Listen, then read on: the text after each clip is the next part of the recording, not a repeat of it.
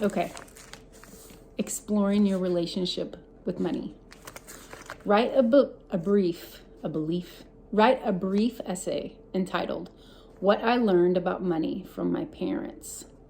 Include your parents' attitudes toward earning, spending, saving, and investing money. Also describe the financial circumstances you were born into and how they changed you as you grew older.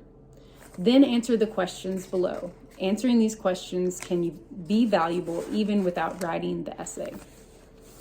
The most powerful message about money that I received from my father were, the most powerful messages about money that I received from my mother were, how are these ideas shaping your attitudes towards money today? For example, your parents often worried about paying the bills, and now you do as well. Or your parents had basically healthy attitudes towards money, which you have adopted. In what ways are you reacting against parental beliefs about money? For example, your parents were very conservative, thrift conscious, and future oriented in their approach to money.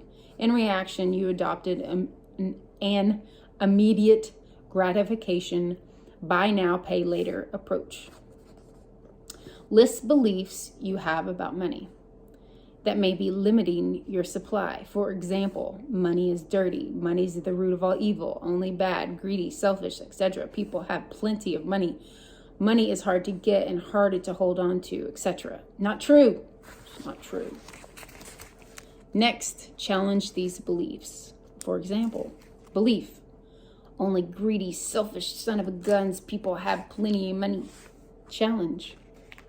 Poor people can be as greedy and selfish and as affluent people. Poor people can be as greedy and selfish as affluent people. People with a lot of money can do great good as well as harm. Ultimately, it's the awareness and the character of an individual that matters, not how much money they have. There's a book I'm reading, The Soul of Money, and she's combating world hunger, and she finally gets to meet her childhood idol. Oh my gosh. I keep wanting to call her Mother Mary, but it's not. It's Mother Teresa. She's a saint. So she meets Mother Teresa, and this couple, she's talking to Mother Teresa. They're having a really beautiful conversation, and she's a delicate older woman, tiny in stature. And she said all of a sudden she could smell these people coming, and they had so much perfume and cologne on, and they were dressed to the nines. And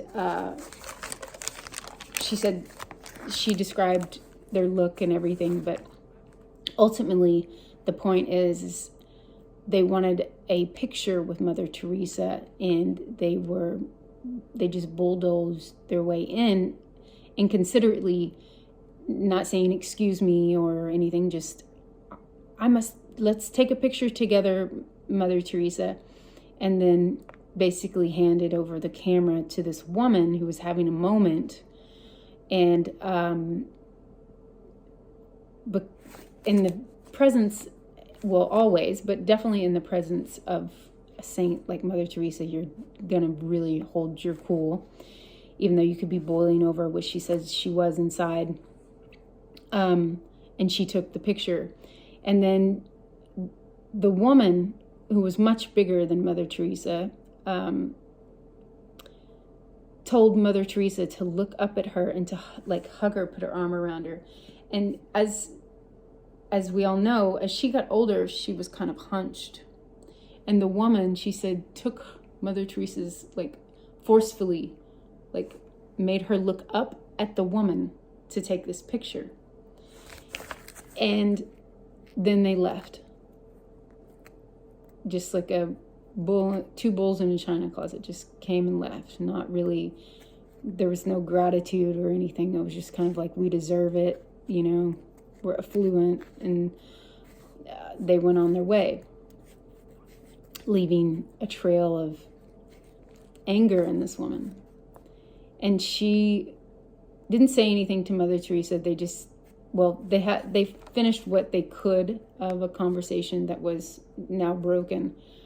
And she went on about her way, but she said she couldn't handle it inside. Like, she was still mad like a month or two later. So she wrote to Mother Teresa this letter and told her how she felt.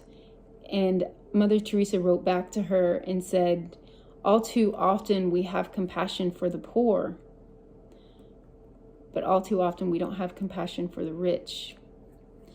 And she said some other really profound things.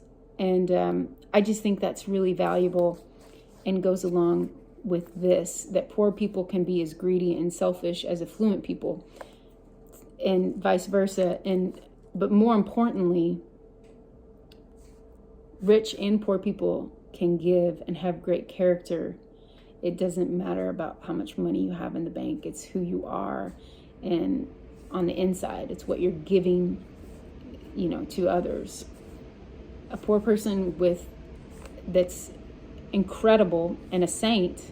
Mother Teresa lived in the slums, in orphanages. She didn't live after she got all that recognition and people donated and everything. She stayed where she was. She didn't elevate her living status. There were still dirt floors. She was still walking down dirty streets. She was still doing the work. Not that,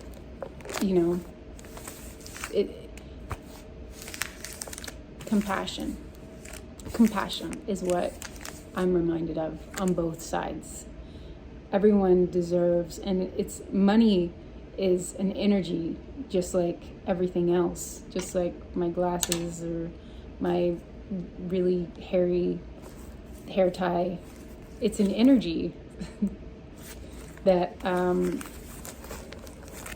I've created. But money is an energy, and when we say those things, if we have said those things, only greedy, selfish people have plenty of money, then oftentimes we're going to unknowingly accidentally become greedy, selfish people. I've seen that happen because you think, oh, well, to get up in the world, I have to do the same things to keep up. No. There's beautiful, beautiful people. That's, you keep your character and you keep moving up, and money is just, it's an asset. It's something, it's just another tool that helps you live a happier, healthier life.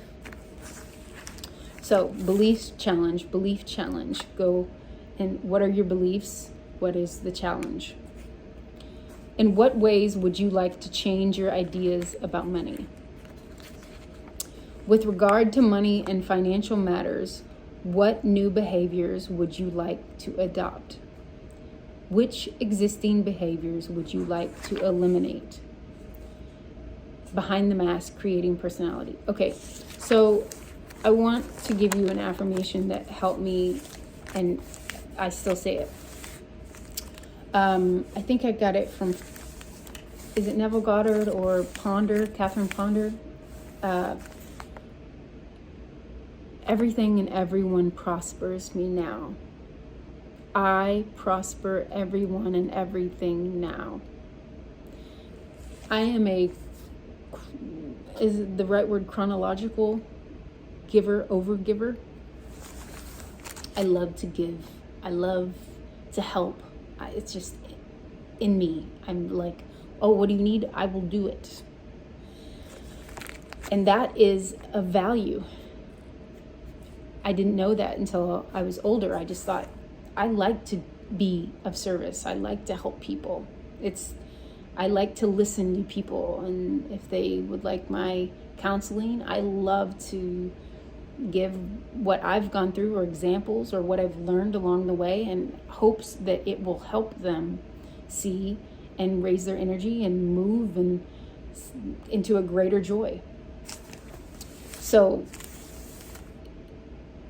I prosper everything and everyone.